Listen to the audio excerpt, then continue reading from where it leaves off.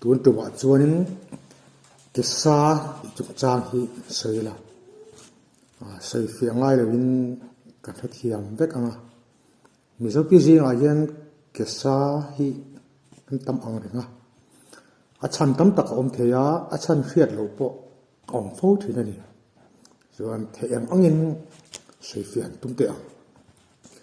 emi kisa chan ji nga hian khiat na thazam nat na an ti mai peripheral neuropathy hi chan poimo tak pakhat ani a tin zun thum nat na ni jinga atam le zuala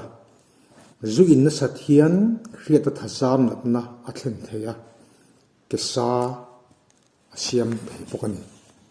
tin kesa chan lang sa zual te an tar langila ni te ta soyang khanin khiat thazam nat na ye chan pakhat ani a hiam lo ma se khiat na thazam hemi nar thalo hian thuaka na ti han thila wangin kesa le hasra dangte lo thina kan thuak in signal dik lo adong ti na ni bang chu pathina chon zun thum dat na hian thlen thazam a khoi chetheya zun thum dat na nei ten kesa an nei fo thina ni tin kal na ben fon hi uremia ti maya kal na ben fon ne ya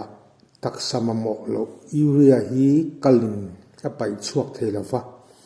thisena urea alo tamta ema he hian kesa asiam theini vitamin tlak chamna ti vitamin rang jinga vitamin B1 vitamin B1 vitamin B2 folate le vitamin B6 in vitamin B12 tlak cham na hian kesa siam theini lime nat na hei tu hik chikhat borrelia burgdorferi taksa nat na thlenin kesa theya HIV nan ti mai nat na veiten kesa an ni theya amyloid neuropathy hei hi hriat thazan na chikhat nerve chiang kong lo wang ni a hian kesa asiam theya tin damdoi rang side effects wang ani theya cancer damdoi then khatte vitamin B6 a na sadu tuk wang te po ani theya HIV and choledam doi wang te isoniazid metformin wang te pon kesa theni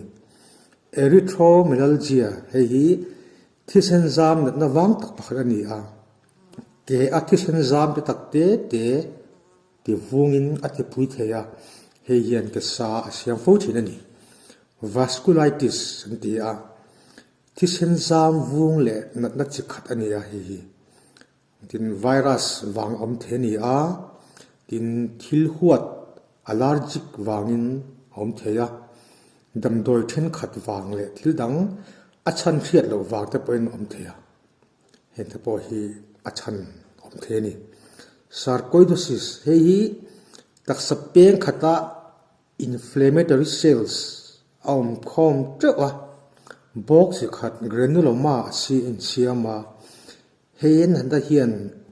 kesa asiam theni inflammatory cells kan ti chu emi kan taksa cell pakhat enge cell diklo taksa a na le vung siam thei in thil feila ka he thiam the mai om ne Guillain-Barré syndrome henat na hian kan taksa in nat na dolet na khol chuan hriat la thazam a be thina nat na hikle virus wang ani chok thina kesa asiam theini hei autoimmune nat na kan tiang chikhat hi ani thei ani ke athisen kala chaklavin kesa theya ke athisen jam chaklo le nat na wang ani tlang pui athlete's food hei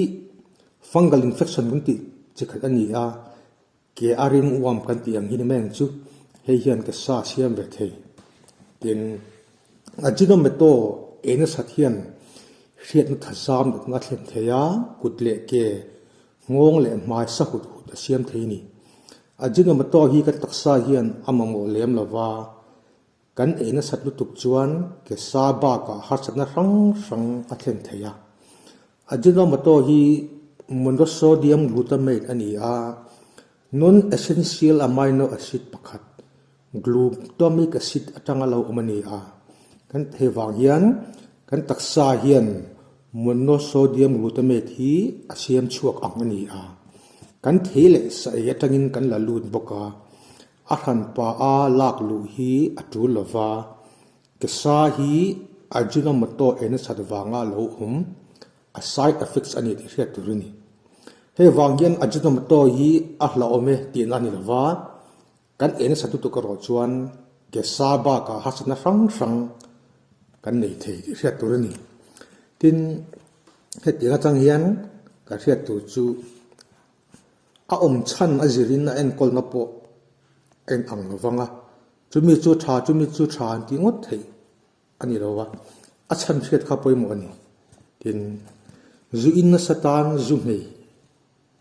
zun thum natna et kol ulu ajinomoto e tlem vitamin ta chamtan e le in chiu chi oma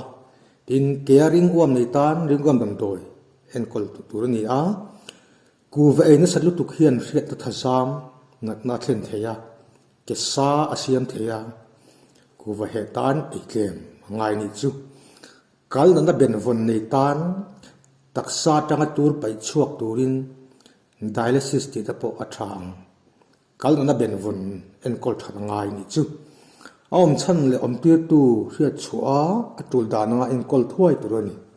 in thil pakhat tang kai ve do chu ke longa kal thin hi ni a pheikhok le sile parbun lova ke longa nge han te vel te po hi mi tam tak chuan an that puya in talan tong khan ke sa chan hi hriat lo a chan hriat lo tam ve a ni chana kan talan tang khan in ke sa chan hi hriat na thazam khoi thei thil le hriat na thazam khoi thei nat na ani deuh vek maya chu wangin hriat na thazam khoi thei thil le hriat na thazam khoi thei thil nan tlaka inven apoimo le ani kha tun tuma kan sui thei chin chu ni le phot te se